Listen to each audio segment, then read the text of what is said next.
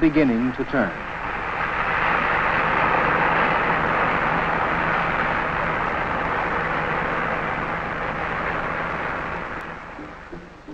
Nigeria, on the West African coast, stands as a bulwark of independence in sub-Saharan Africa, once known as the Dark Continent. We now know that such a phrase described our lack of knowledge of this land, rather than the land itself. For millennia, Nigeria was no more than a conglomeration of tribes, some containing millions of people, others so tiny that their names have scarcely been recorded. There may be as many as 300 languages spoken. At least 12 of them are official. To create order from this myriad variety, Nigeria has been organized into 3 quite different regions.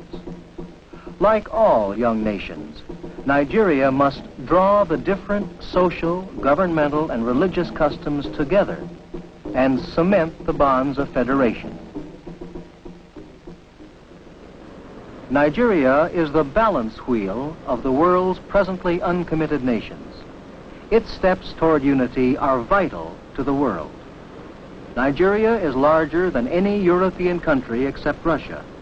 The population is greater than that of any other African nation. Many remote areas are readily accessible only by air. Aviation knits the remote parts of the nation together, and at the same time opens Nigeria to the world. Kano, an ancient city in the arid northern region, is linked by air with Mediterranean, Eastern, and Southern Africa, as well as with the rest of Nigeria. A century ago, caravans entered other gateways to Kano, having traveled from Tripoli for 11 months across the Sahara. Small caravans still arrive and leave every few days. Within encircling walls of sun-dried brick, Kano's market stands, the heart of a thriving city that was great long before Europeans heard a whisper of its name. Cloth dyed with indigo has been an export from Kano as long as craftsmen can remember. Pounding the indigo into the cloth secures the color, one of the few fast colors ever discovered. The great mosque is the dominating influence on the people of this city. Islam wields the guiding force over education in Kano and in most of the savanna lands and parched plateaus of the northern region. The north is by far the largest region of Nigeria. The population centers around historic and modern Kano and along the Niger and Benue rivers in the south. This river system is navigable from the sea, a boast that can be made for no other great African river. It provides transportation, food, and a livelihood for many fishing communities.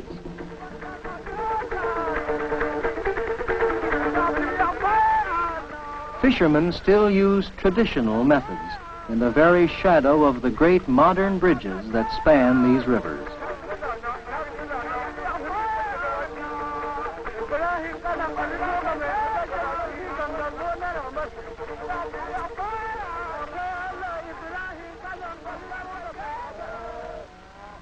Farther north, herdsmen spend their lives at another occupation learned from their ancestors.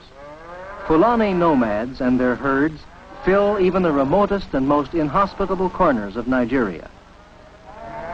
Yet, every year, modern research and medicine advance to meet them.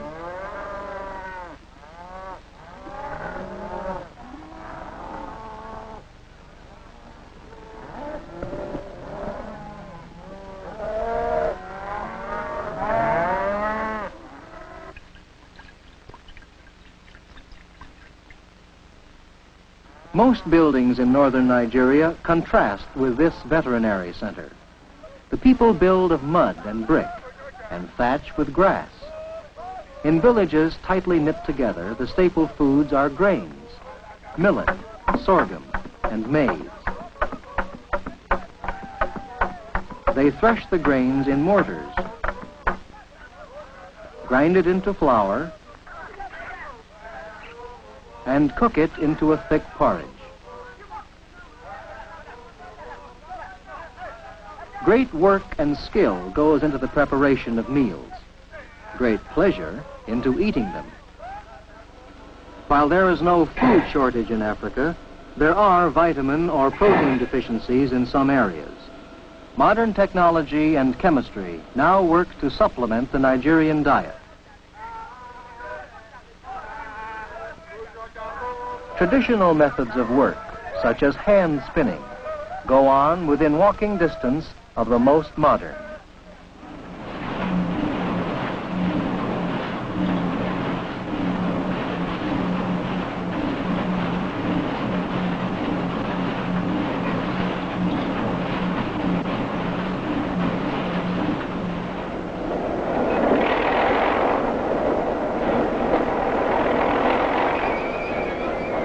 Tin.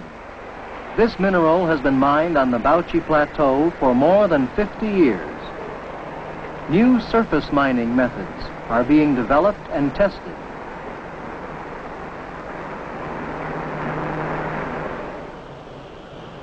Chemical sprays developed by African research have come to the aid of agricultural exports.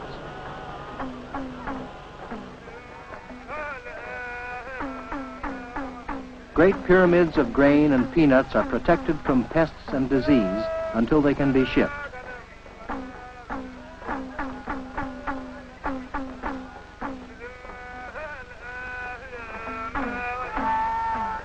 Despite the many changes in outlook and habit, much has not changed. Islam, with its colorful dress, ceremony, music, and dancing, binds people of the North together. All this will persist shoulder to shoulder with advancing technology.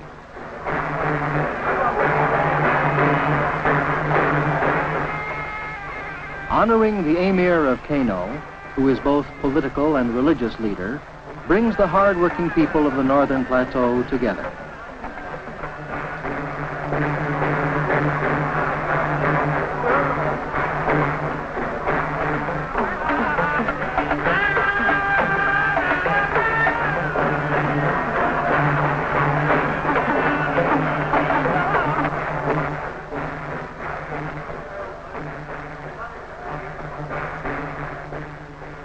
Today, Muslim prayer unites this old city.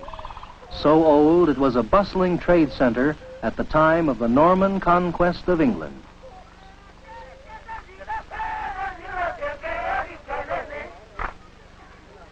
Pagan ceremonies from the pre-Islamic days are still performed within sight of the spires of the mosque.